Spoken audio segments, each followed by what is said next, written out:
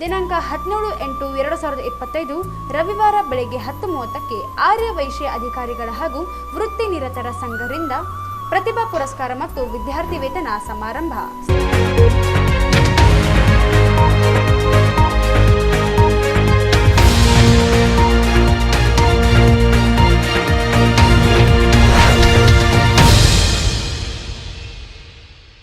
ನಮಸ್ಕಾರ ವೀಕ್ಷಕರೇ, ಕನ್ನಡ ಮಾತೃಭೂಮಿ ವಾರ್ತೆಗಳಿಗೆ ಸ್ವಾಗತ. ನಾನು ಸಂತೋಷಿ ಸಲ್ರೋಕರ್. ಮೊದಲಿಗೆ ಹೆಡ್ಲೈನ್ಸ್.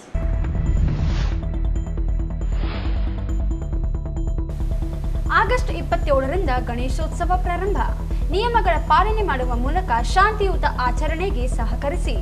ಡಿಸಿ ನಿತೀಶ್ ಕುಮಾರ್.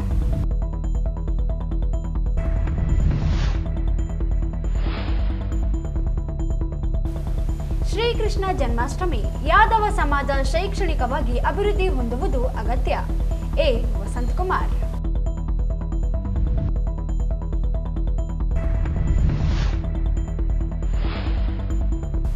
ಪರಿಶಿಷ್ಟ ಜಾತಿಗಳ ಒಳ ಮೀಸಲಾತಿ ನ್ಯಾಯಮೂರ್ತಿ ನಾಗಮೋಹನ್ ದಾಸ್ ವರದಿ ಅಪೂರ್ಣ, ಅವೈಜ್ಞಾನಿಕ. ಮಹೇಂದ್ರ ಕುಮಾರ್ ಮಿತ್ರ.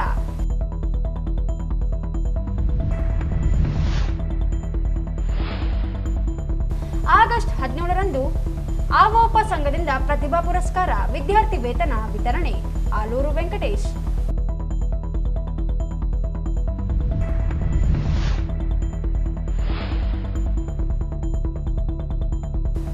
Doctor B R. ಅಂಬೇಡ್ಕರ್ ಅವರಿಂದ ಪರಿಶಿಷ್ಟರಿಗೆ ಪ್ರತ್ಯೇಕ ಮತದಾನ ಸಿದ್ಧಾಂತ ವಿಜಯೋತ್ಸವ.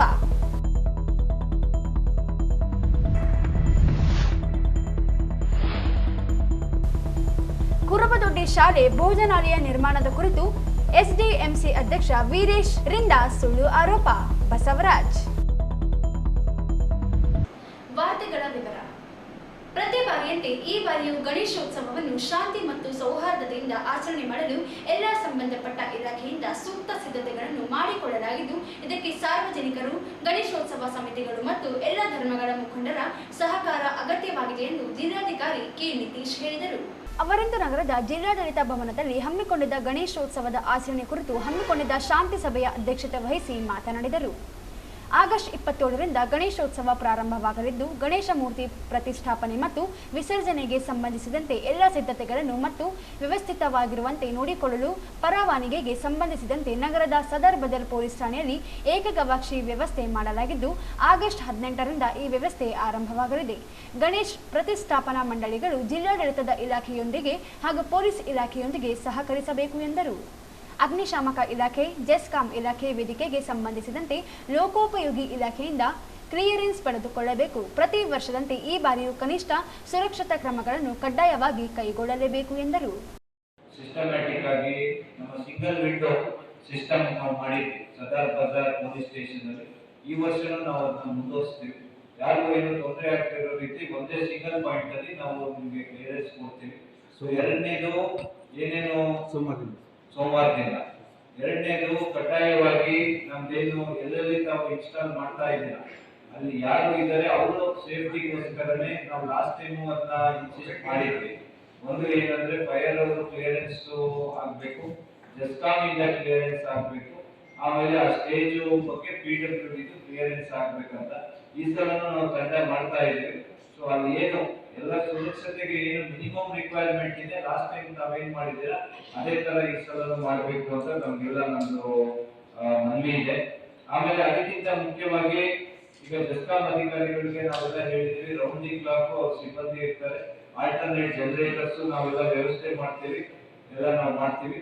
ಆಮೇಲೆ ಕ್ಲೀನಿನೆಸ್ ಎಲ್ಲ ಮುನ್ಸಿಪಾಲಿಟಿಯಿಂದ ನಾವು ಈಗಾಗಲೇ ಸ್ಟಾರ್ಟ್ ಮಾಡಿದ್ದೀವಿ. ವಾಟರ್ ಫಿಲ್ಲಿಂಗು, ಕಾಸ್ಕಾವಿ ಕ್ಲೀನಿಂಗ್ ಎಲ್ಲ ಸ್ಟಾರ್ಟ್ ಮಾಡಿದ್ದೀವಿ. ಸೊ ಆ ಹಬ್ಬದ ಟೈಮಲ್ಲಿ ಕಂಟಿನ್ಯೂಸ್ ಆಗಿ ನಮ್ಮ ಟೀಮ್ಸ್ ಆಕ್ಟಿವ್ ಆಗಿ ನಾವು ಅದನ್ನ ಕ್ಲೀನಿಂಗ್ ನಾವು ಎನ್ಶೂರ್ ಮಾಡ್ತೀವಿ. ಮುಖ್ಯವಾಗಿ ಇನ್ನೊಂದು ಏನು ಈಗ ಮಾನದಂಡಗಳಿದೆ, ಎಷ್ಟು ಗಂಟೆ ಒಳಗೆ ವಿಸರ್ಜನೆ ಮಾಡಬೇಕು ಅಂತ, ರಾತ್ರಿ 10 ಗಂಟೆ ಒಳಗಡೆ ವಿಸರ್ಜನೆ ಮಾಡಬೇಕು. ಆಮೇಲೆ ಸೌಂಡ್ ಮಿನಿಮಮ್ ರಿಕ್ವೈರ್ಮೆಂಟ್ ಇದೆ. ದಯವಿಟ್ಟು ಲಾಸ್ಟ್ ಟೈಮ್ ಕೆಲವು ನಮ್ಮನೆ ಪಕ್ಕನೆ ರಾತ್ರಿ 3 ಗಂಟೆಗೆ ಸಿಕ್ಕಾಪಟ್ಟೆ ಜೋರಾಗಿ ಹಾಕೊಂಡು ಓಡಾಡ್ತಾ ಇದ್ರು. ಸೊ ಅದು ಆಕ್ಟ್ ಇದೆ, ಸೌಂಡ್ ಪೊಲ್ಯೂಷನ್ ಆಕ್ಟ್ ಅಂತಾನೆ ಇದೆ. ಸೊ ದಯವಿಟ್ಟು ತಮ್ಮವ್ರಿಗೆಲ್ಲ ಹೇಳಿ. ಸೊ ಡೆಸಿಬಲ್ ಲೆವೆಲ್ ಏನಿದೆ ಅದನ್ನ ಮೀರಬಾರ್ದು. ಸೊ ವಯಸ್ಸಾದವರು, ಸಣ್ಣ ಮಕ್ಕಳು, ಪರ್ಟಿಕ್ಯುಲರ್ಲಿ ವಯಸ್ಸಾದವರಿಗೆಲ್ಲ ಸಾಕಷ್ಟು ಕಡೆ ಹಾರ್ಟ್ ಅಟ್ಯಾಕ್ ಆಗಿರೋದು, ಬೇರೆ ಬೇರೆ ಆಗಿರೋದು, ಆಮೇಲೆ ನರ್ವಸ್ ಆಗೋದು ಅದೆಲ್ಲ ನಾವು ಕಂಡು ಬಂದಿದ್ದೀವಿ. ಅದೇ ರೀತಿ ಸಣ್ಣ ಮಕ್ಕಳಿಗೆ ಅದೇನಾದ್ರು ಡೈರೆಕ್ಟ್ ಎಕ್ಸ್ಪೋಜರ್ ಆದ್ರೆ ಪರ್ಮನೆಂಟ್ ಆಗಿ ಅವರಿಗೆ ಕಿವುಡುತನ ಬರೋದನ್ನು ನಾವು ನೋಡಿದ್ದೀವಿ. ಸ್ವಚ್ಛತೆಗೆ ಸಂಬಂಧಿಸಿದಂತೆ ನಗರದ ಖಾಸಬಾವಿಯನ್ನು ಸ್ವಚ್ಛಗೊಳಿಸುವ ಪ್ರಕ್ರಿಯೆ ನಡೆದಿದ್ದು, ಜೊತೆಗೆ ಗಣೇಶೋತ್ಸವ ಮುಗಿಯುವವರೆಗೂ ಸ್ವಚ್ಛತಾ ಸಿಬ್ಬಂದಿಗಳು ನಿರಂತರವಾಗಿ ಕಾರ್ಯನಿರ್ವಹಿಸಲಿದ್ದಾರೆ ಎಂದು ತಿಳಿಸಿದರು. ರಾತ್ರಿ 10:30ರೊಳಗಾಗಿ ವಿಸರ್ಜನೆಯನ್ನು ಮಾಡುವಂತೆ ಸಮಯ ನಿಗದಿಗೊಳಿಸಲಾಗಿದೆ. ಅದರಂತೆ ನಿಯಮ ಅನುಸಾರ ವಿಸರ್ಜನೆ ಮಾಡಬೇಕು. ಜೊತೆಗೆ ಬೃಹತ್ ಧ್ವನಿವರ್ಧಕಗಳ ಮೂಲಕ ಶಬ್ದ ಮಾಲಿನ್ಯ ಮಾಡುವುದನ್ನು ನಿಷೇಧಿಸಲಾಗಿದ್ದು, ಕನಿಷ್ಠ ಶಬ್ದವನ್ನು ಬಳಸಬೇಕು. ಇಲ್ಲವಾದಲ್ಲಿ ಶಬ್ದ ಮಾಲಿನ್ಯ ಕಾಯ್ದೆಯಡಿ ಕ್ರಮ ಕೈಗೊಳ್ಳಲಾಗುವುದು ಎಂದರು. ಮಹಾನಗರ ಪಾಲಿಕೆ ಆಯುಕ್ತ ಜುಬಿನ್ ಮಹೋಪಾತ್ರ ಮಾತನಾಡಿ, ನಿಯಮಗಳನ್ನು ಪಾಲಿಸುವ ಮೂಲಕ ಗಣೇಶೋತ್ಸವವನ್ನು ಆಚರಿಸುವುದು ಅತಿ ಮುಖ್ಯ. ಜೊತೆಗೆ ಪರಿಸರ ರಕ್ಷಣೆ ಪ್ರತಿಯೊಬ್ಬರ ಜವಾಬ್ದಾರಿಯಾಗಿದ್ದು, ಪರಿಸರಕ್ಕೆ ಹಾನಿಯಾಗುವಂತೆ ಗಣೇಶೋತ್ಸವ ಆಚರಣೆ ಮಾಡಬೇಕು. ಪಿಒಪಿ ಗಣೇಶಗಳನ್ನು ಬಳಸಬಾರದು. ಪ್ರತಿಯೊಂದು ಜಿಲ್ಲೆಯಲ್ಲಿ ನಿಷೇಧಿಸಲಾಗಿದೆ. ಅದರಂತೆ ರಾಯಚೂರಿನಲ್ಲಿಯೂ ಪಿಒಪಿ ಗಣೇಶ ಮೂರ್ತಿಗಳನ್ನು ಬಳಸಬಾರದು. ಇದರೊಂದಿಗೆ ಪ್ಲಾಸ್ಟಿಕ್ ಬಳಕೆಯನ್ನು ಕಡ್ಡಾಯವಾಗಿ ನಿಷೇಧಿಸಲಾಗಿದ್ದು, ಏಕ ಬಳಕೆ ಪ್ಲಾಸ್ಟಿಕ್ ಬಳಸಬಾರದು ಎಂದರು. ಬಹಳಷ್ಟು ಕಡೆ ನಾವು ಸ್ವಚ್ಛಗೊಳಿಸ್ತಾ ಇದ್ದೀವಿ, ಬೆಳೆಸಲಿಕ್ಕೆ ತಾವೆಲ್ಲರೂ ಸಹಕಾರವನ್ನು ಕೂಡ ನೀಡ್ತಾ ಇದ್ದೀವಿ. ಆದರೂ ನಿಯಮ ಕಾನೂನು ಉಲ್ಲಂಘನೆ ಮಾಡಿ ಯಾವುದು ಸಿಟಿ ಆಗಲಿ ಜಿಲ್ಲೆ ಆಗಲಿ ಅದನ್ನು ಬೆಳೆಸಲಿಕ್ಕೆ ಆಗಲ್ಲ.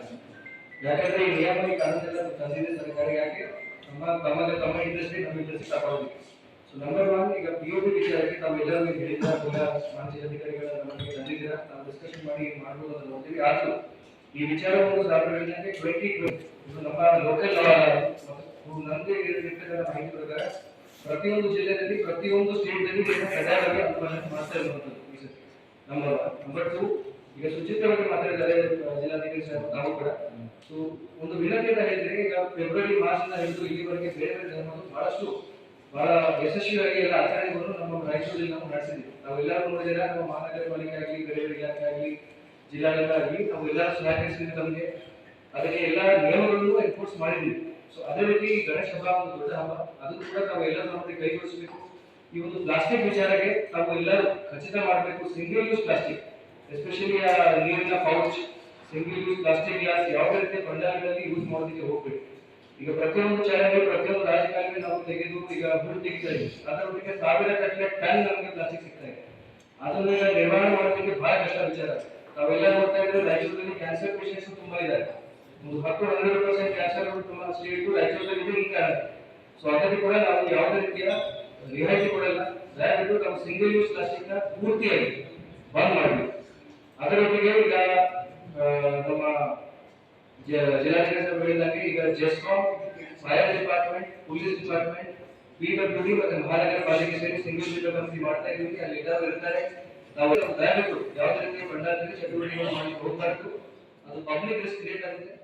ಅದು ಹೊರತು ತಾವೆಲ್ಲ ಹೆಚ್ಚುವರಿ ಪೊಲೀಸ್ ಅಧೀಕ್ಷಕ ಹರೀಶ್ ಮಾತನಾಡಿ, ಗಣೇಶೋತ್ಸವಕ್ಕೆ ಪೊಲೀಸ್ ಇಲಾಖೆಯಿಂದ ಸೂಕ್ತ ಭದ್ರತೆಯನ್ನು ಒದಗಿಸಲಾಗುವುದು. ಗಣೇಶೋತ್ಸವದ 9ನೇ ದಿನದ ಗಣೇಶ್ ಮೂರ್ತಿ ವಿಸರ್ಜನೆ ಸೆಪ್ಟೆಂಬರ್ 4ರಂದು ಬರಲಿದ್ದು, ಮರುದಿನ ಅಂದರೆ ಸೆಪ್ಟೆಂಬರ್ 5ಕ್ಕೆ ಈದ್ ಮಿಲಾದ್ ಇರುವುದರಿಂದ ಪೊಲೀಸ್ ಬಂದೋಬಸ್ತ್ಗೆ ಒತ್ತಡ ಬೀಳಲಿದ್ದು, 9ನೇ ದಿನದ ಗಣೇಶ್ ವಿಸರ್ಜನೆಯನ್ನು ತಡರಾತ್ರಿ ಮಾಡದೆ ಆದಷ್ಟು ಬೇಗ ವಿಸರ್ಜನೆ ಮುಗಿಸಬೇಕು ಎಂದರು. ಗಣಪತಿ 4ನೇ ತಾರೀಕು ಬರುತ್ತೆ, ಈದ್ ಮಿಲಾದ್ 5ನೇ ತಾರೀಕು ಬರುತ್ತೆ. ನಮ್ದು 9 ದಿವಸ ಗಣಪತಿ ಮರು ದಿವಸ ಬೆಳಿಗ್ಗೆ 5 ಗಂಟೆ ಒಳಗೆ ಮುಕ್ತಾಯ ಮಾಡಿದ್ರೆ ನಮ್ಗೆ ಈದ್ ಮಿಲಾದ್ ಬಂದೋಬಸ್ತ್ ಮಾಡಲಿಕ್ಕೆ ಸುಲಭವಾಗುತ್ತೆ. ಇಲ್ಲಾಂದ್ರೆ ಈದ್ ಮಿಲಾದ್ ನೀವು ಗಣೇಶ 10-12 ಗಂಟೆ ಮಾಡಿಕೊಂಡು ಮತ್ತೆ 12 ಗಂಟೆಯಿಂದ ಈದ್ ಮಿಲಾದ್ ಬಂದೋಬಸ್ತ್ ಮಾಡ್ತಕ್ಕಂಥದ್ದು ಪೊಲೀಸ್ ಇಲಾಖೆಗೆ ತುಂಬಾ ಕಷ್ಟ. ಆದರೆ ತಮ್ಮೆಲ್ಲ ಗೊತ್ತಿರಲಿ, ಗಣೇಶ ಚತುರ್ಥಿ ಸಂದರ್ಭದಲ್ಲಿ ಯಾವುದೇ ಪೊಲೀಸ್ ಅಧಿಕಾರಿಗಳಿಗೆ ಸಿಬ್ಬಂದಿಗಳಿಗೆ SP ಹಿಡಿದು ಕೊನೆಯ ಕಾನ್ಸ್ಟೇಬಲ್ ವರೆಗೂ ಶಿಫ್ಟ್ ಡ್ಯೂಟಿ ಇರೋದಿಲ್ಲ. ಎಲ್ಲರೂ ಸಹ ಕಂಪ್ಲೀಟ್ ಒಂದು ಪ್ರೊಫೆಷನ್ ಬಂದೋಬಸ್ತ್ ಅಂತ ಹಾಕ್ತೀವಿ. ಹಾಗಾಗಿ ಏನಾಗಿ ವಯಸ್ಸಾಗಿರ್ತಕ್ಕಂತಹ ಕೆಲವು ಸಿಬ್ಬಂದಿಯವರಿಗೆ ಮತ್ತು ಕೆಲವು ಅನಾರೋಗ್ಯವಾಗಿರ್ತಕ್ಕಂಥ ಸಿಬ್ಬಂದಿಯವರಿಗೆ ಕಟ್ಟಡ ನಿರ್ಮಾಣ ಮಾಡಲಿಕ್ಕೆ ತೊಂದರೆ ಆಗುತ್ತೆ. ಅದೊಂದು ನಮ್ಮ ಮನೆಗೆ ತಾವೆಲ್ಲರಿಗೆ ಗಣ್ಯರಿದ್ದೀರಿ. ತಾವೆಲ್ಲ ಗಣೇಶ ಮಂಡಳಿಯವರಿಗೆ 9 ದಿವಸ ಇರ್ತಕ್ಕಂಥ ಇದು ನಡೆಯತಕ್ಕಂಥ ಇವರಿಗೆ ತಾವು ಅದನ್ನ ಹೆಚ್ಚು ಆಸಕ್ತಿ ತೋರಿಸಿ ಅವರಿಗೆ ತಿಳಿಯಪಡಿಸಿಬಿಟ್ಟು ಬೆಳಗ್ಗೆ 5 ಗಂಟೆ ಒಳಗೆ ಮುಕ್ತಾಯ ಆಗಲಿಕ್ಕೆ ಕ್ರಮ ಕೈಗೊಳ್ಳಬೇಕಂತ ನಮಸ್ಕಾರ.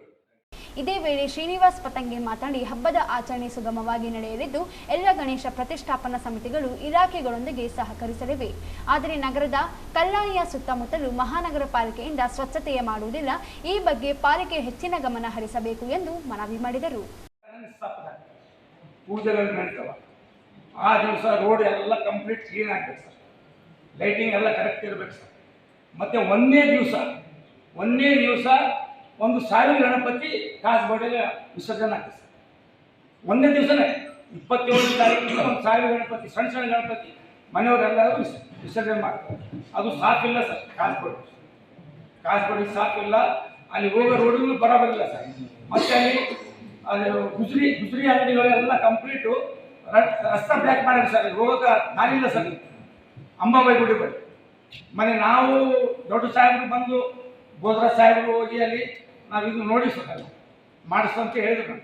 ನಾವು ಅವ್ರ ಜೊತೆಗೆ ಹೋಗಿ ನಮ್ಮ ಕರೆದಿದ್ರು. ಅಲ್ಲಿ ಹೋಗಿ ಎಲ್ಲ ತೋರಿಸಿ ಮಿನಿಸ್ಟ್ರಿ ಸಾಹೇಬ್ ಮತ್ತು ಯಾಸಿನ್ ಸಾಹೇಬ್ರಿಗೆ ಹೇಳಿದ್ವಿ. ನಮ್ಮ ಶಿವರಾಜ್ ಪಾಟೀಲ್ ಸಾಹೇಬರು ಹೋಗಿ ಹೇಳಿದ್ವಿ. ಎಲ್ಲ ಕಿವಿಯಾಗಿ ಗೆಟ್ಟಿವಿ ಸರ್. ನಾವು ಏನಲ್ಲ ನೈಸ್ಲಿಂದ ಒಂದು ಕೆಲಸ ಮಾಡ್ಕೊಂತೀವಿ ಸರ್. ಯಾರ ಮುಂದೆ ಹೋಗಿ ಗಡ್ಬಡ್ಕೊಂಡು ಮಾಡೋಕ್ಕಿಲ್ಲ ಸರ್. ನಾವೇನು ಹಬ್ಬ ಏನು ಮಾಡ್ತೀವಲ್ಲ ಭಾಳ ಸಂಭ್ರಮದಿಂದ ಮಾಡ್ತೀವಿ ಸರ್. ಅದು ಪೊಲೀಸ್ ಡಿಪಾರ್ಟ್ಮೆಂಟ್ಗೆ ಕೊಡ್ತದ, ಮುನ್ಸಿಪಾಲ್ಟಿಗೆ ಕೊಡ್ತದ. ತಾವು ಬಂದು ಪೂಜೆ ಮಾಡಿದ್ರೆ ಸರ್ ನಮ್ಮಲ್ಲಿ ಬಂದು 1 ತಾಸು ಕೂತಿದ್ರೆ ಸರ್ ಹೋಗೋ ವರ್ಷ ಎಷ್ಟು ನೈಸ್ ಐತೆ ಸರ್. ಅದು ಆ ಟೈಪ್ ಮಾಡೋರು ಸರ್. 1ನೇ ದಿವಸ ಒಂದು ಗಣಪತಿ ಹೋಗ್ತದೆ ಸರ್. ಮತ್ತು 3ನೇ ದಿವಸ ಮತ್ತು 5ನೇ ದಿವಸ ದೊಡ್ಡ ಪ್ರಮಾಣದಾಗ 150 ಗಣಪತಿ ವಿಸರ್ಜನೆ ಆಗ್ತದೆ ಸರ್.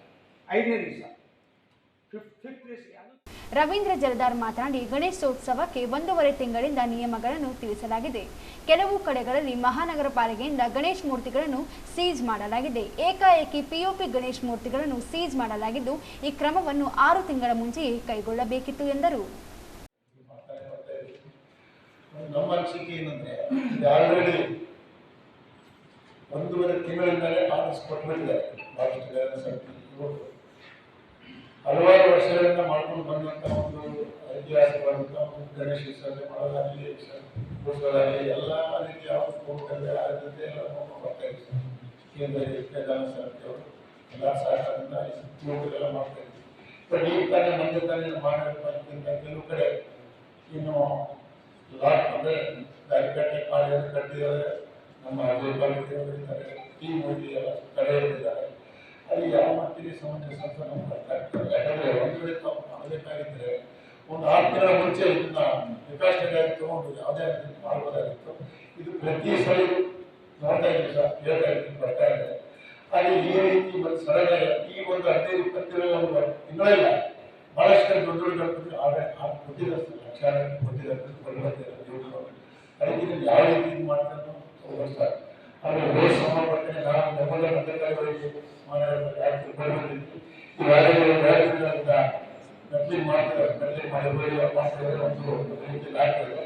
ನಮ್ಮ ಸಜೆಷನ್ ಅಂದರೆ ಒಂದು ಸಲ ಬಿಸಿಲು ಬಿಟ್ಟರೆ ಸ್ವಲ್ಪ ಬ್ಲಾಕ್ ಪ್ಯಾಕೆಟಿಂಗ್ ಮಾಡಿದ್ರೆ ಸ್ವಲ್ಪ ಇಲ್ಲ. ಮತ್ತೆ ಒಂದು ಮಳೆ ಮತ್ತೆ ಸರ್ ನಕಲಿ ಸಪ್ರೇಟ್ ಆಗುತ್ತೆ, ಬ್ಲಾಕ್ ಸಪ್ರೇಟ್ ಆಗುತ್ತೆ. ಹಿಂಗಾಗಿ they are using W sir wet mix ಕಡೆ ಮಾಡ್ತಾರೆ ಸರ್. ಅದಕ್ಕೆ ಸ್ವಲ್ಪ ಪ್ರಿಕಾಷನ್ ತಗೊಳ್ಬೇಕು ನಮ್ಮ ಅನಿಸಿಕೆ. ಅದ್ರ ಜೊತೆಗೆ ಡಾಕ್ಟರ್ ಆನಂದ್ ಫಡ್ನೀಸ್ ಮಾತನಾಡಿ ಸೆಪ್ಟೆಂಬರ್ 4ರಂದು ಹೆಚ್ಚಿನ ಗಣೇಶ್ ಮೂರ್ತಿಗಳು ವಿಸರ್ಜನೆಯಾಗುತ್ತವೆ. ಅದಕ್ಕೆ ಸಂಬಂಧಪಟ್ಟ ಇಲಾಖೆಗಳು ಮೂಲಭೂತ ಸೌಲಭ್ಯಗಳನ್ನು ಒದಗಿಸಬೇಕು. ಗಣೇಶ್ ಮೂರ್ತಿಗಳ ಪ್ರತಿಷ್ಠಾಪನೆ ಮತ್ತು ವಿಸರ್ಜನೆ ಶಾಂತಿಯಿಂದ ನಡೆಯಲು ಎಲ್ಲರೂ ಸಹಕರಿಸಬೇಕೆಂದು ಸಭೆಯಲ್ಲಿ ಮನವಿ ಮಾಡಿದರು. ಅದೇ ರೀತಿಯಾಗಿ 27ನೇ ತಾರೀಕು ವಿಸರ್ಜನೆ, 29 ಕೆಲವರು 3 ದಿನಕ್ಕೆ ಕಳಿಸ್ಕೊಡ್ತಾರೆ, ಕೆಲವರು 31ನೇ ತಾರೀಕು 5 ದಿನಕ್ಕೆ, ಮತ್ತು 2ನೇ ತಾರೀಕು ಮತ್ತು 4ನೇ ತಾರೀಕು ಹೆಚ್ಚಿನ ಒಂದು ಗಣಪತಿ ವಿಸರ್ಜನಾ ಕಾರ್ಯಕ್ರಮ ನಡೀತದೆ. ಇದು ಪ್ರತಿ ವರ್ಷದಂತೆ 9 ದಿನ ಒಂದು, ಆಮೇಲೆ 11ನೇ ದಿನ ಅನಂತ ಚತುರ್ದಶಿ ಹೊತ್ತು ಕೂಡ ವಿಸರ್ಜನೆ ಆಗ್ತದೆ. ವಿಶೇಷವಾಗಿ ನಮ್ಮ ಮಾರವಾಡಿ ಸಮುದಾಯದ ಒಂದು ಗಣೇಶ ವಿಸರ್ಜನೆ 11 ದಿವಸ ಆಗ್ತದೆ. ಆಮೇಲೆ ಹಿಂದೂ ಸೇವಾ ಪ್ರತಿಷ್ಠಾನ ಗಣಪತಿ ಸುಮಾರು 1 ತಿಂಗಳ ಪರ್ಯಂತ ಇದ್ದು ಆನಂತರ ವಿಸರ್ಜನೆ ಕಳೆದ ವರ್ಷ ಇತ್ತು. ಅದೇ ಥರ ಅದು ನಡೀತಾ ಇದೆ. ಪ್ರತಿ ವರ್ಷದಿಂದ ನಾವು ಗಣೇಶನ ಆರಾಧನೆ ಮಾಡುವ ಉದ್ದೇಶ ಏನಾದರೂ ಆಕಾಶದ ದೇವತೆಯಲ್ಲಿ ಗಣಪತಿ ಅಂತ ಹೇಳ್ತೀವಿ. ಗಣಪತಿನ ಪ್ರಾರ್ಥನೆ ಮಾಡೋದ್ರಿಂದ ನಮ್ಮೆಲ್ಲ ಸಂಕಷ್ಟ ದೂರ ಆಗ್ತದೆ. ಏನು ಸಂಕಷ್ಟಗಳ ದೇಶಕ್ಕೆ ಬರ್ತದೆ, ಬಡ ನಿವಾರಣೆ ಆಗ್ತದೆ. ಈ ಒಂದು ಪ್ರಾರ್ಥನೆಯನ್ನು ಮಾಡ್ತಾ ಗಣೇಶನ ಕೂರಿಸುವುದು ನಮ್ಮ ಸಂಪ್ರದಾಯ ಸಂಪ್ರದಾಯ ಹಿಂದಿನಿಂದ ಬರ್ತದೆ. ನಮ್ಮೆಲ್ಲ ತಿಳುವಂತೆ ನಮ್ಮ ಗಂಗಾಧರ ತಿಲಕರ ಒಂದು ಆಶಯ ಸ್ವಾತಂತ್ರ್ಯೋತ್ಸವ ಚಳವಳಿ ಅಂಗವಾಗಿ ಆರಂಭವಾಯಿತು. ಮೂಲ ಉದ್ದೇಶ ಆಕಾಶದ ದೇವತೆ ಗಣಪತಿ ಅಂತ ಹೇಳ್ತೀವಿ. ನಮಗೆಲ್ಲ ಮೊಬೈಲ್ ಚೆನ್ನಾಗಿರ್ಬೇಕಾದ್ರೆ ಆಕಾಶ ಚೆನ್ನಾಗಿರಬೇಕು. ಹಾಗೆ ನಮ್ಮ ಗಣಪತಿಯ ಪೂಜೆಯಿಂದ ನಮಗೆಲ್ಲರೂ ಒಳ್ಳೆಯದಾಗುತ್ತೆ.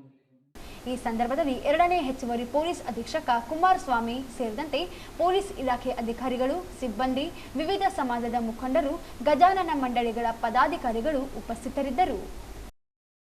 ಯಾವುದೇ ಸಮಾಜವು ಪರಿಪೂರ್ಣವಾಗಿ ಅಭಿವೃದ್ಧಿ ಹೊಂದಲು ಶಿಕ್ಷಣ ಅತ್ಯಂತ ಮುಖ್ಯವಾಗಿದ್ದು, ಪ್ರತಿಯೊಬ್ಬರು ತಮ್ಮ ಮಕ್ಕಳನ್ನು ಶಿಕ್ಷಣವಂತರನ್ನಾಗಿ ಮಾಡುವ ಮೂಲಕ ಸಮಾಜ ಹಾಗೂ ದೇಶಕ್ಕೆ ಕೊಡುಗೆಯನ್ನಾಗಿ ನೀಡಬೇಕು ಎಂದು ವಿಧಾನ ಪರಿಷತ್ ಸದಸ್ಯ ಎ ವಸಂತಕುಮಾರ್ ಹೇಳಿದರು.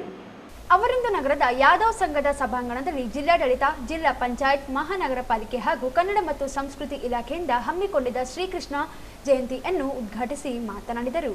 ಸಮಾಜದ ಪ್ರತಿಯೊಬ್ಬರೂ ಸಹ ಸೌಹಾರ್ದತೆಯಿಂದ ಶ್ರದ್ಧೆಯಿಂದ ಕೃಷ್ಣ ಜನ್ಮಾಷ್ಟಮಿ ಆಚರಣೆ ಮಾಡುತ್ತಿದ್ದು, ಧರ್ಮ ಸರಿದಾರಿಯಲ್ಲಿ ನಡೆಯುತ್ತಿದೆ. ಸಮಾಜದ ಬಾಂಧವರು ಧರ್ಮದ ಆಚರಣೆಯಲ್ಲಿ ಭಕ್ತಿ ಭಾವದಿಂದ ನಡೆಯುತ್ತಿದ್ದು, ಸಮಾಜದಲ್ಲಿ ಪ್ರತಿಯೊಬ್ಬರು ಭಾತೃತ್ವ ಭಾವನೆಯಿಂದ ಹಾಗೂ ಒಗ್ಗಟ್ಟಿನಿಂದ ಇರಬೇಕು ಎಂಬ ನಿಟ್ಟಿನಲ್ಲಿ ಜಯಂತಿ ಆಚರಣೆಗಳನ್ನು ನಡೆಸಲಾಗುತ್ತದೆ ಎಂದರು. ಸಮಾಜ ಅಭಿವೃದ್ಧಿ ಹೊಂದಲು ಶಿಕ್ಷಣ ಅತ್ಯಂತ ಮುಖ್ಯವಾಗಿರುತ್ತದೆ. ಸಮಾಜದ ಮಕ್ಕಳಿಗೆ ಶಿಕ್ಷಣ ನೀಡಿದಾಗ ಮಾತ್ರ ಉತ್ತಮ ವ್ಯಕ್ತಿಗಳಾಗಲು ಸಾಧ್ಯ.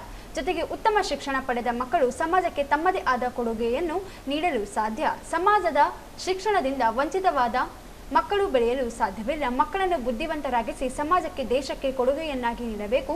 ಯಾದವ ಸಮಾಜದಿಂದ ಶೈಕ್ಷಣಿಕ ಸೇವೆ ಸಲ್ಲಿಸಲಾಗುತ್ತಿದ್ದು, ಯಾದವ ಸಮಾಜದ ವಸತಿ ಶಾಲೆಗೆ ಸರ್ಕಾರದಿಂದ 50 ಲಕ್ಷ ರೂಪಾಯಿ ಅನುದಾನವನ್ನು ನೀಡಲಾಗುತ್ತದೆ ಎಂದು ತಿಳಿಸಿದರು. ಇದೇ ವೇಳೆ ಕೆ ಶಾಂತಪ್ಪ ಮಾತನಾಡಿ, ಸಂಘಟನೆ ಇದ್ದರೆ ಒಗ್ಗಟ್ಟು, ಒಗ್ಗಟ್ಟಾಗಿ ಇದ್ದರೆ ಸಮಾಜವು ಸಾಮಾಜಿಕವಾಗಿ, ಆರ್ಥಿಕವಾಗಿ, ಶೈಕ್ಷಣಿಕವಾಗಿ ಮತ್ತು ರಾಜಕೀಯವಾಗಿ ಮುಂದೆ ಬರಲು ಸಾಧ್ಯ. ಪ್ರತಿಯೊಬ್ಬರು ಒಗ್ಗಟ್ಟಿನಿಂದ ಸೌಹಾರ್ದತೆಯ ಬದುಕನ್ನು ಕಟ್ಟಿಕೊಳ್ಳಲು ಮುಂದಾಗಬೇಕು ಎಂದು ತಿಳಿಸಿದರು. ಅಧ್ಯಕ್ಷತೆ ವಹಿಸಿದ್ದ ಶಾಸಕ ಡಾಕ್ಟರ್ ಶಿವರಾಜ್ ಪಾಟೀಲ್ ಮಾತನಾಡಿ, ಯಾವುದೇ ಸಮಾಜದ ಅಭಿವೃದ್ಧಿಗೆ ಶೈಕ್ಷಣಿಕ ಬೆಳವಣಿಗೆಯೊಂದಿಗೆ ಸಂಘಟಿತ ಪ್ರಯತ್ನದ ಅವಶ್ಯಕತೆ ಇದೆ. ಯಾದವ್ ಸಮಾಜದ ಸಂಘಟನೆಯಿಂದ ಬೆಳವಣಿಗೆಯನ್ನು ಕಾಣಬೇಕು. ಶ್ರೀಕೃಷ್ಣ ಜನ್ಮಾಷ್ಟಮಿಯನ್ನು ಆಚರಿಸುವ ಜೊತೆಗೆ ಧರ್ಮ ಜಾಗೃತಿ ಪಡೆಯಬೇಕೆಂದರು.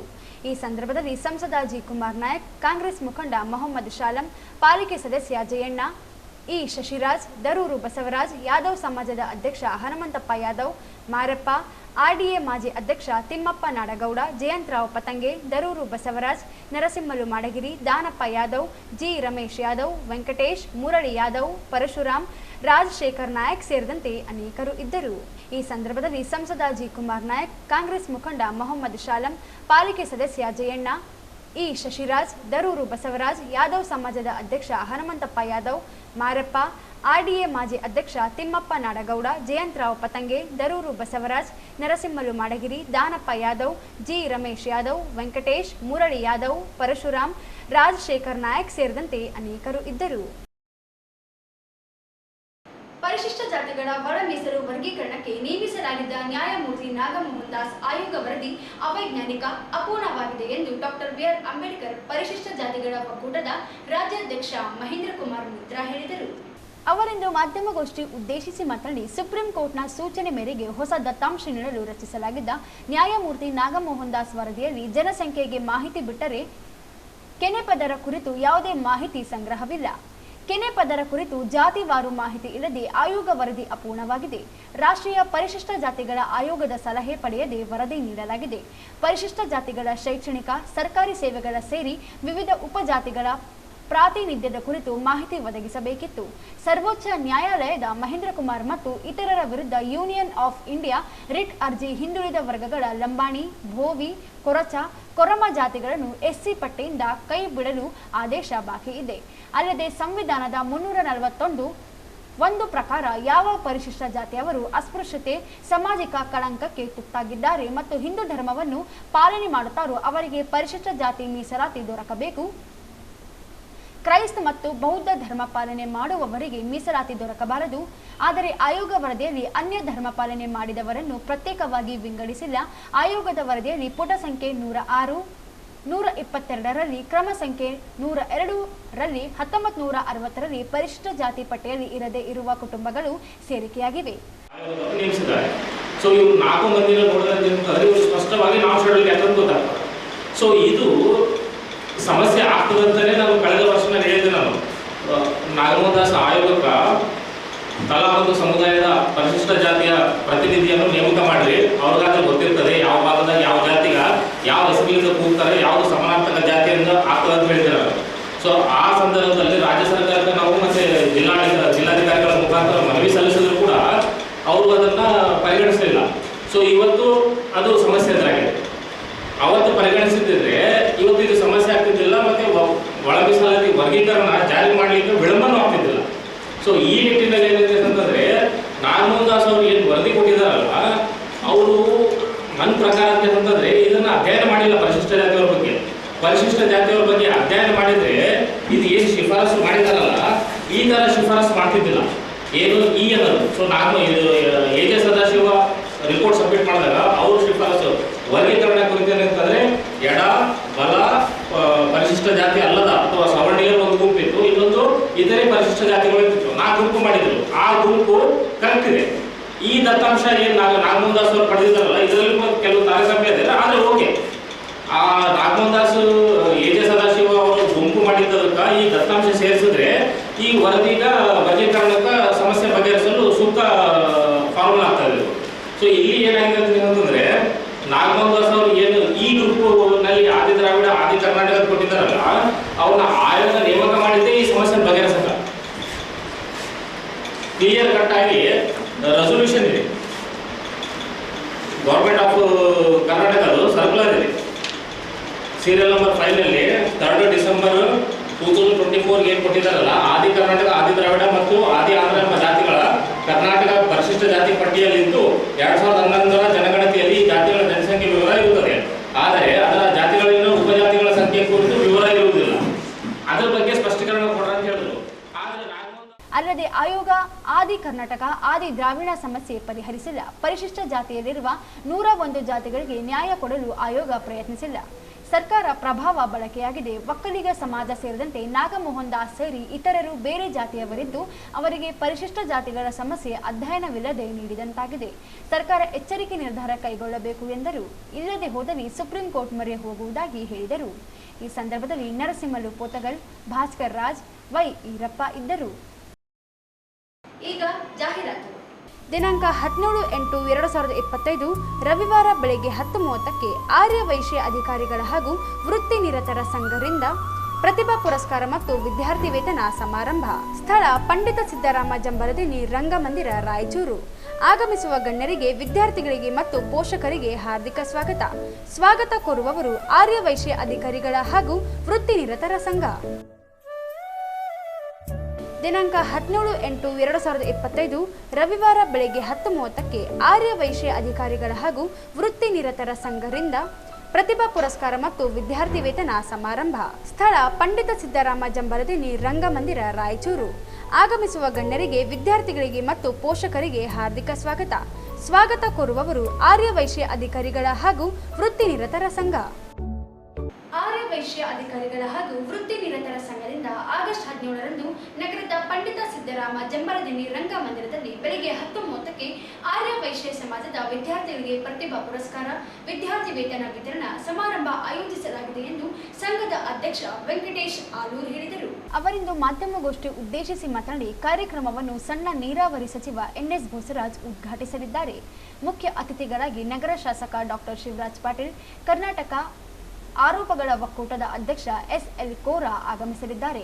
ಅತಿಥಿಗಳಾಗಿ ವಾಣಿಜ್ಯೋದ್ಯಮಿ ಮಂಚುಕೊಂಡ ನರಸಿಂಹಯ್ಯ, ಶ್ರೀ ನಗರೇಶ್ವರ ದೇವಸ್ಥಾನ ಸಮಿತಿ ಅಧ್ಯಕ್ಷ ಸಾವಿತ್ರಿ ಪುರುಷೋತ್ತಮ್, ಆರ್ಯ ವೈಶ್ಯ ಗೀತಾ ಮಂದಿರದ ಅಧ್ಯಕ್ಷ Lakshmipathi Kanadal, Vasavi club international ನಿರ್ದೇಶಕ ಜಗದೀಶ್ ಗುಪ್ತಾ, ವಾಣಿಜ್ಯೋದ್ಯಮಿ ಗಾರದಿನ್ನೈ ತಿಪ್ಪಯ್ಯ ಶೆಟ್ಟಿ, ಆರ್ಯ ವೈಶ್ಯ ಮಹಾಸಭಾ ಜಿಲ್ಲಾಧ್ಯಕ್ಷ ಭೀಮಾಶಂಕರ್, ಗುರುಗುಂಟ ಆರ್ ಲಕ್ಷ್ಮಿ, ನಗರಸಭೆ ಸದಸ್ಯ ಇ ಶಶಿರಾಜ್ ಆಗಮಿಸಲಿದ್ದಾರೆ ಎಂದರು. ಪ್ರತಿ ವರ್ಷದಂತೆ ಈ ವರ್ಷವೂ ನಾವು ಆರ್ಯ ವೈಶ್ಯ ಅಧಿಕಾರಿಗಳ ವೃತ್ತಿ ಸಂಘದಿಂದ ನಾವು ನಮ್ಮ ಆರ್ಯ ವೈಶ್ಯ ಸಮಾಜದ ಬಡ ವಿದ್ಯಾರ್ಥಿಗಳಿಗೆ ಸ್ಕಾಲರ್ಶಿಪ್ಪು ಮತ್ತು ಪ್ರತಿಭಾವಂತ ವಿದ್ಯಾರ್ಥಿಗಳಿಗೆ ಪ್ರತಿಭಾ ಪುರಸ್ಕಾರ ಕಾರ್ಯಕ್ರಮವನ್ನು ಹಮ್ಮಿಕೊಳ್ಳಲಾಗಿದೆ. ನಾಳೆ ಬಂಧಿತ ಸಿದ್ದರಾಮಯ್ಯ ಜನ್ಮದಿನ ರಂಗಮಂದಿರದಲ್ಲಿ ನಾಳೆ 10 ನಮ್ಮ ಕಾರ್ಯಕ್ರಮವನ್ನು ಚಾಲನೆ ಆಗುತ್ತೆ. ದಯವಿಟ್ಟು ಇನ್ನೊಂದು ನಮ್ಮ ಫಸ್ಟ್ ಆಫ್ ರಿಕ್ವೆಸ್ಟ್ ನಮ್ಮ ಮಾಧ್ಯಮಿಕ ಎಲ್ಲರಿಗೂ ನನ್ನ ಆಹ್ವಾನವನ್ನು ಕೊಡುತ್ತಿದ್ದೇನೆ. ನಾಳೆ ನೀವು ಎಲ್ಲರೂ ಬಂದು ಈ ಕಾರ್ಯಕ್ರಮವನ್ನು ಯಶಸ್ವಿಗೊಳಿಸಬೇಕಾಗಿ ವಿನಂತಿಸುತ್ತೇನೆ. ಈಗ ಮುಂದಿನ ನಮ್ಮ ಕಾರ್ಯಕ್ರಮ ರೂಪುರೇಷೆಗಳನ್ನು ನಮ್ಮ ಕಾರ್ಯದರ್ಶಿಗಳಾದಂಥ ಪಂಡ್ಯಾಧೀಶರು ಅವರು ನಿಮಗೆ ವಿವರಣವಾಗಿ ನಿಮಗೆ ತಿಳಿಸುತ್ತಾರೆ. ಸಂಘದ ಕಾರ್ಯದರ್ಶಿ ಪೆಂಡ್ಯಾಲ ಶ್ರೀನಿವಾಸ್ ಮಾತನಾಡಿ, ಪ್ರತಿಭಾ ಪುರಸ್ಕಾರದೊಂದಿಗೆ 5 ಜನ ವಿದ್ಯಾರ್ಥಿಗಳಿಗೆ ಸ್ವರ್ಣ, 26 ವಿದ್ಯಾರ್ಥಿಗಳಿಗೆ ರಜತ್, 186 ವಿದ್ಯಾರ್ಥಿಗಳಿಗೆ ಪ್ರಮಾಣ ಪತ್ರ, 144 ವಿದ್ಯಾರ್ಥಿಗಳಿಗೆ 4 ಲಕ್ಷ ರೂಪಾಯಿ ವಿದ್ಯಾರ್ಥಿ ವೇತನ ನೀಡಲಾಗುತ್ತದೆ. ಸಮಾಜ ಬಾಂಧವರು, ವಿದ್ಯಾರ್ಥಿಗಳು, ಪಾಲಕರು ಹೆಚ್ಚಿನ ಸಂಖ್ಯೆಯಲ್ಲಿ ಭಾಗವಹಿಸುವಂತೆ ಮನವಿ ಮಾಡಿದರು. ಸಚಿವರು, ಸಣ್ಣ ನೀರಾವರಿ ವಿಜ್ಞಾನ ಮತ್ತು ತಂತ್ರಜ್ಞಾನ ಇಲಾಖೆ, ಕರ್ನಾಟಕ ಸರ್ಕಾರ. ಅದೇ ರೀತಿ ಮುಖ್ಯ ಅತಿಥಿಗಳು ಸನ್ಮಾನ್ಯ ಶ್ರೀ ಡಾಕ್ಟರ್ ಶಿವರಾಜ್ ಪಾಟೀಲ್, ಶಾಸಕರು, ರಾಯಚೂರು ನಗರ. ಅದೇ ರೀತಿಯಾದ ಶ್ರೀ SLR ಕೋರಾ ವಕೀಲರು, ಅಧ್ಯಕ್ಷರು, ಕರ್ನಾಟಕ ಅವೋಬಾ ಒಕ್ಕೂಟ ಬೆಂಗಳೂರು. ಅದೇ ರೀತಿಯಾದ ಇನ್ನೊಬ್ಬ ಅಧ್ಯಕ್ಷತೆ ವಹಿಸಿರುವುದು ಶ್ರೀ ಅನೂಪ್ ವೆಂಕಟೇಶ್ ವಕೀಲರು, ಅಧ್ಯಕ್ಷ ಅವೋಬಾ ರಾಯಚೂರು. ಅತಿಥಿಗಳು ನಮಗೆ ಶ್ರೀ ಮಂಜುಕಣ್ಣ ನರಸಿಂಹ ಅವರು, ಶ್ರೀ ಸಾವಿತ್ರಿ ಪುರುಷೋತ್ತಮ ಅವರು, ಶ್ರೀ ಗಣನಾ ಲಕ್ಷ್ಮೀಪತಿ ಅವರು, ಶ್ರೀ ಬಿ ಜಗದೀಶ್ ಗುಪ್ತಾ ಅವರು, ಶ್ರೀ ಕೊಂಡ ಉಮೇಶ್ ಅವರು, ದಾನದಿನಿ ತಿಪ್ಪೇಶೆಟ್ಟಿ ಅವರು, ಭೀಮಾಶಂಕರ್ ಅವರು, ಗುರುಗುಂಡಿ R. ಲಕ್ಷ್ಮೀಯಮ್ಮ ಅವರು ಆ್ಯಂಡ್ ಶ್ರೀ ಶಶಿರಾಜ್ ನಗರಸಭೆ ಸದಸ್ಯರು. ಇವರು ನಮ್ಮ ಕಾರ್ಯಕ್ರಮಕ್ಕೆ ಬರ್ತಾ ಇದ್ದಾರೆ. ಈ ಕಾರ್ಯಕ್ರಮ ಪ್ರತಿಭಾವಂತ ವಿದ್ಯಾರ್ಥಿಗಳಿಗೆ ನಾವು ಪ್ರತಿ ವರ್ಷದಂತೆ ಈ ವರ್ಷ ಕೂಡ 5 ಸ್ವರ್ಣ ಪದಕಗಳು ಮತ್ತು 26 ರಜತ ಪದಕಗಳನ್ನು ವಿತರಿಸುತ್ತಿದ್ದೇವೆ. ಹಾಗೂ 180 ವಿದ್ಯಾರ್ಥಿಗಳಿಗೆ ಪ್ರತಿಭಾ ಪುರಸ್ಕಾರವನ್ನು ನೀಡಲಾಗುತ್ತದೆ. ಅದೇ ರೀತಿಯಾಗಿ 144 ವಿದ್ಯಾರ್ಥಿಗಳಿಗೆ ವಿದ್ಯಾರ್ಥಿ ವೇತನವನ್ನು ಸುಮಾರು 4 ಲಕ್ಷ ರೂಪಾಯಿಗಳನ್ನು ನಾವು ದೇಣಿಗೆಯಾಗಿ ನೀಡ್ತಾ ಇದ್ದೇವೆ ಸ್ಕಾಲರ್ಶಿಪ್ಗೆ. ಅದೇ ರೀತಿಯಾಗಿ ನಮ್ಮ ಈ ಕಾರ್ಯಕ್ರಮಕ್ಕೆ ತನು ಮತ್ತು ಧನಗಳಿಂದ ನಮ್ಮ ಸ್ಪಾನ್ಸರ್ಶಿಪ್ ಕೊಟ್ಟಿದ್ದಂಥ ಎಲ್ಲ ನಮ್ಮ ದೇಣಿಗೆದಾರರಿಗೆ ಈ ನಮ್ಮ ಮಾಧ್ಯಮ ಮಿತ್ರರ ವತಿಯಿಂದ ನಾನು ಧನ್ಯವಾದಗಳನ್ನು ಅರ್ಪಿಸ್ತಾ ಇದ್ದೇನೆ. ಹಾಗೂ ನಮಗೆ ಸ್ವರ್ಣ ಪದಕವನ್ನು ಈ ಸಂದರ್ಭದಲ್ಲಿ ಖಜಾಂಚಿ ಇಂದುವಾಸಿ ದತ್ತಾತ್ರೇಯ, ಹಿಂಗೋಲಿ ನರೇಂದ್ರ, ಪ್ರಾಣೇಶ್ ಶೆಟ್ಟಿ ಇದ್ದರು. Doctor B R. ಅಂಬೇಡ್ಕರ್ ಪೀಪಲ್ಸ್ ಪಾರ್ಟಿಯಿಂದ ನಗರದ ಡಾಕ್ಟರ್ ಬಿ.ಆರ್. ಅಂಬೇಡ್ಕರ್ ವೃತ್ತದಲ್ಲಿ ದೇಶದ ಅಸ್ಪೃಶ್ಯ ಜಾತಿಗಳಿಗೆ 1932ರಲ್ಲಿ ವೋಟ್ ಹಕ್ಕನ್ನು ಪಡೆದುಕೊಂಡ ದಿನದ ಅಂಗವಾಗಿ ಡಾಕ್ಟರ್ ಅಂಬೇಡ್ಕರ್ ರಾಜಕೀಯ ಸಿದ್ಧಾಂತದ ವಿಜಯೋತ್ಸವ ದಿನವನ್ನಾಗಿ ಆಚರಣೆ ಮಾಡಲಾಯಿತು. ಇದೇ ವೇಳೆ ಪಕ್ಷದ ಸಂಸ್ಥಾಪಕ ದೇವಮಿತ್ರ ಮಾತನಾಡಿ, ಡಾಕ್ಟರ್ ಬಿ.ಆರ್. ಅಂಬೇಡ್ಕರ್ ಅವರು 1917ರ ಸೆಪ್ಟೆಂಬರ್ 1ರಿಂದ 1936ರ ಆಗಸ್ಟ್ 16ರವರೆಗೆ ನಿರಂತರವಾಗಿ ಹೋರಾಟ ಮಾಡುವ ಮೂಲಕ ಅಸ್ಪೃಶ್ಯ ಜಾತಿಯ ಜನಾಂಗಕ್ಕೆ ವೋಟಿನ ಹಕ್ಕನ್ನು ತಂದು ಕೊಟ್ಟಿದ್ದು ಅವರ ಹೋರಾಟದ ಫಲವಾಗಿ ಅಸ್ಪೃಶ್ಯರು ಇಂದು ಚುನಾವಣೆಗಳಲ್ಲಿ ಮತಗಳನ್ನು ಹಾಕುವ ಹಕ್ಕನ್ನು ಪಡೆದುಕೊಂಡಿದ್ದಾರೆ ಎಂದರು. 1917ರ ಆಗಸ್ಟ್ 31ರಂದು ಬಾಬಾ ಸಾಹೇಬ್ ಅಂಬೇಡ್ಕರ್ ಅವರು ಬರೋಡಾ ಮಹಾರಾಜರ ಸಂಸ್ಥಾನದಲ್ಲಿ ಮಿಲಿಟರಿ ಕಾರ್ಯದರ್ಶಿಯಾಗಿ ಕರ್ತವ್ಯಕ್ಕೆ ಹಾಜರಾಗಿ ಕಚೇರಿಯಲ್ಲಿ ಕೆಲಸ ಪ್ರಾರಂಭ ಮಾಡಿದಾಗ ಮಿಲಿಟರಿ ವಿಭಾಗದ ಫೈಲ್ಗಳನ್ನು ಜವಾನನಿಗೆ ತರಲು ಹೇಳಿದರು. ಬಿ.ಆರ್. ಅಂಬೇಡ್ಕರ್ ಅವರು ಅಸ್ಪೃಶ್ಯನೆಂದು ಜವಾನನು ತಂದ ಫೈಲ್ಗಳನ್ನು ದೂರದಿಂದಲೇ ಬಿ.ಆರ್. ಅಂಬೇಡ್ಕರ್ ಅವರ ಟೇಬಲ್ಗೆ ಎಸೆದನು. ಅದೇ ದಿನ ಸಾಯಂಕಾಲ ಅವರು ತಂಗಿದ್ದ ಪಾರ್ಸಿ ವಸತಿ ಗೃಹಕ್ಕೆ ಹೋದಾಗ ಅಲ್ಲಿಯೂ ಕೂಡ ವಸತಿ ಗೃಹದವರು ಬಿ.ಆರ್. ಅಂಬೇಡ್ಕರ್ ಅವರನ್ನು ವಸತಿ ಗೃಹದಿಂದ ಹೊರಹಾಕಿದರು. ಅಂಬೇಡ್ಕರ್ ಅಸ್ಪೃಶ್ಯರೆಂದು ಬರೋಡಾ ಸಂಸ್ಥಾನದ ಮಹಾರಾಜರು ಸಂಸ್ಥಾನದ ಇತರೆ ನೌಕರರಿಗೆ ವಸತಿ ಗೃಹಗಳನ್ನು ಮಂಜೂರು ಮಾಡಿ ಅಂಬೇಡ್ಕರ್ ಅವರಿಗೆ ವಸತಿ ಗೃಹ ಮಂಜೂರು ಮಾಡಲು ನಿರಾಕರಿಸಿದರು. ಈ ಎಲ್ಲ ಘಟನೆಗಳಿಗೆ ಪರಿಹಾರ ಮಾಡಬೇಕೆಂದು ನಿರ್ಧಾರ ತೆಗೆದುಕೊಂಡ ಅಂಬೇಡ್ಕರ್ ಅವರು ಅಸ್ಪೃಶ್ಯತೆಯ ಆಚರಣೆ ನಿರ್ಮೂಲನೆಗೆ ರಾಜಕೀಯ ಅಧಿಕಾರ ಒಂದೇ ಪ್ರಬಲ ಅಸ್ತ್ರವೆಂದು ನಿರ್ಧರಿಸಿ 1917ರ ಸೆಪ್ಟೆಂಬರ್ 1ರಿಂದ ರಾಜಕೀಯ ಅಧಿಕಾರಕ್ಕಾಗಿ ವೋಟ್ ಮುಖ್ಯವೆಂದು ವೋಟಿಗಾಗಿ ಹೋರಾಟ ಮಾಡಿ ಈ ದೇಶದ ಅಸ್ಪೃಶ್ಯರಿಗೆ ಪ್ರತ್ಯೇಕ ಮತ ಪದ್ಧತಿಯನ್ನು ಆಗಿನ ಬ್ರಿಟಿಷ್ ಪ್ರಧಾನಮಂತ್ರಿ ರಾಮಸೆ ಮ್ಯಾಕ್ಡೊನಾಲ್ಡ್ ಅವರಿಂದ 1932ರ ಆಗಸ್ಟ್ 16ರಂದು ಮಂಜೂರು ಮಾಡಿಸಿಕೊಂಡರು ಎಂದು ತಿಳಿಸಿದರು. ಇದರಿಂದ ಅಸ್ಪೃಶ್ಯರಿಗೆ ಈ ದೇಶದ ನಾಗರಿಕತ್ವ ಮತ್ತು ಪೌರತ್ವ ಹಕ್ಕು ಬಂದಿತ್ತು. ಅಸ್ಪೃಶ್ಯರಿಗೆ ರಾಜಕೀಯ ಅಧಿಕಾರಕ್ಕೆ ಮಾರ್ಗವಾಯಿತು. ಅಸ್ಪೃಶ್ಯರ ಆರ್ಥಿಕ ಸಬಲೀಕರಣ ದಾರಿಯಾಯಿತು. ಅಸ್ಪೃಶ್ಯರಿಗೆ ಸಾಮಾಜಿಕ ಸಮಾನತೆಗಾಗಿ ಮೈಲುಗಲ್ಲು ಆಯಿತು. ಅಸ್ಪೃಶ್ಯತಾ ಆಚರಣೆ ನಿರ್ಮೂಲನೆ, ಅಸ್ಪೃಶ್ಯರ ಬಡತನ ನಿರ್ಮೂಲನೆ, ಜಾತಿ ಪದ್ಧತಿ ನಿರ್ಮೂಲನೆ ಆಗಿದ್ದು ಇದು ಬಾಬಾ ಸಾಹೇಬ್ ಅಂಬೇಡ್ಕರ್ ಅವರ ರಾಜಕೀಯ ಸಿದ್ಧಾಂತವಾಗಿದೆ ಎಂದರು.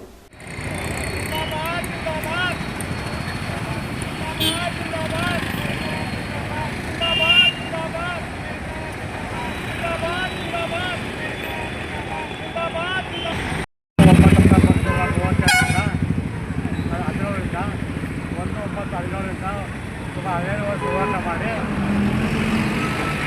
16/8/1930 ಅವ್ರು ಬ್ರಿಟಿಷ್ ಸರ್ಕಾರ ಓಟನ್ನು ಅಸ್ಪೃಶ್ಯರಿಗೆ ಮಣ್ಣು ಮಾಡಿತ್ತು. ಇವತ್ತು ಅಸ್ಪೃಶ್ಯರಿಗೆ ಈ ದೇಶದ ಎಲ್ಲ ಹಕ್ಕುಗಳು ಬಂದಂಥದ್ದು. ಓಟಂದರೆ ಓಟದ ಅಂಬೇಡ್ಕರ್ ಓಟಿನ ಮೂಲಕ ಎಲ್ಲ ನಾವು ದೇಶದ ಪ್ರಜೆಗಳಾಗಿದ್ದೇವೆ.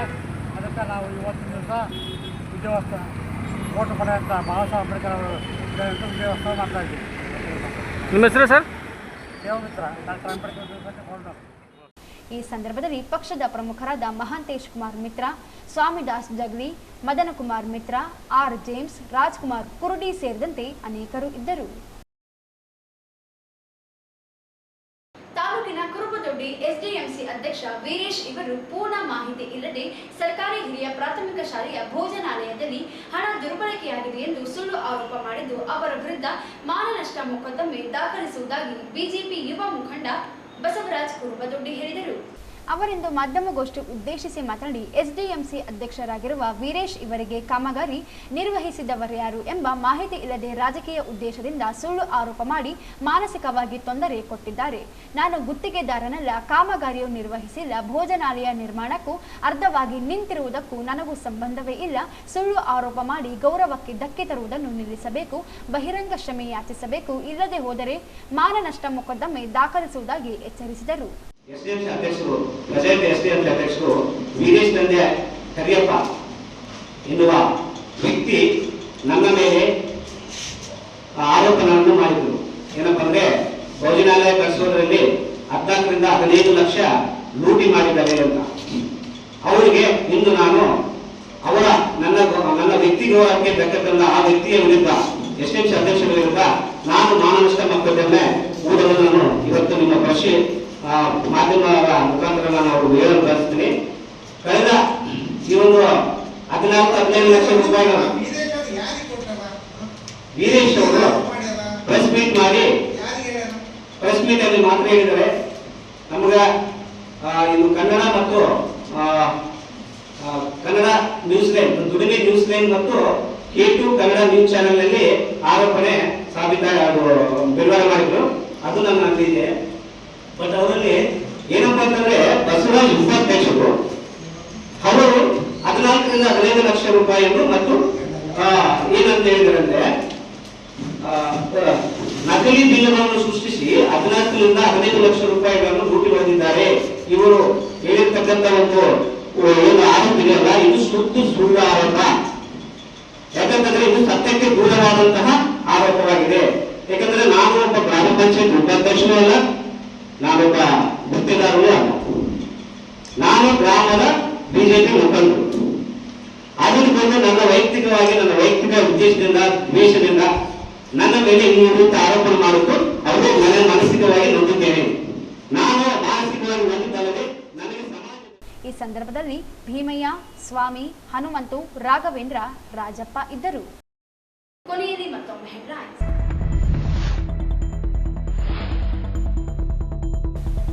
ಆಗಸ್ಟ್ 27ರಿಂದ ಗಣೇಶೋತ್ಸವ ಪ್ರಾರಂಭ. ನಿಯಮಗಳ ಪಾಲನೆ ಮಾಡುವ ಮೂಲಕ ಶಾಂತಿಯುತ ಆಚರಣೆಗೆ ಸಹಕರಿಸಿ, ಡಿಸಿ ನಿತೀಶ್ ಕುಮಾರ್.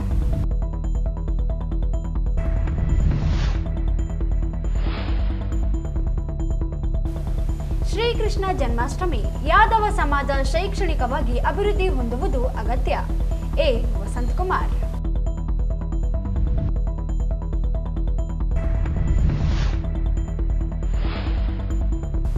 ಪರಿಶಿಷ್ಟ ಜಾತಿಗಳ ಒಳ ಮೀಸಲಾತಿ ನ್ಯಾಯಮೂರ್ತಿ ನಾಗಮೋಹನ್ ದಾಸ್ ವರದಿ ಅಪೂರ್ಣ, ಅವೈಜ್ಞಾನಿಕ, ಮಹೇಂದ್ರ ಕುಮಾರ್ ಮಿತ್ರ.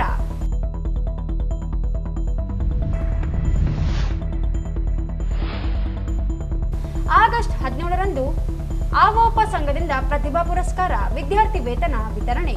ಆಲೂರು ವೆಂಕಟೇಶ್.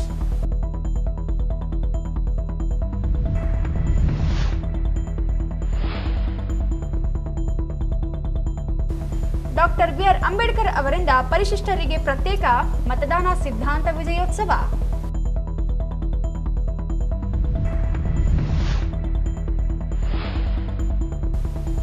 ಕುರುಬದೊಡ್ಡಿ ಶಾಲೆ ಭೋಜನಾಲಯ ನಿರ್ಮಾಣದ ಕುರಿತು ಎಸ್ಡಿಎಂಸಿ ಅಧ್ಯಕ್ಷ ವೀರೇಶ್ ರಿಂದ ಸುಳ್ಳು ಆರೋಪ. ಬಸವರಾಜ್. ಇಲ್ಲಿಗೆ ವಾರ್ತೆಗಳ ಪ್ರಸಾರ ಮುಕ್ತಾಯವಾಯಿತು. ಮುಂದಿನ ವಾರ್ತೆಗಳೊಂದಿಗೆ ಮತ್ತೆ ಭೇಟಿಯಾಗೋಣ. ವಂದನೆಗಳು.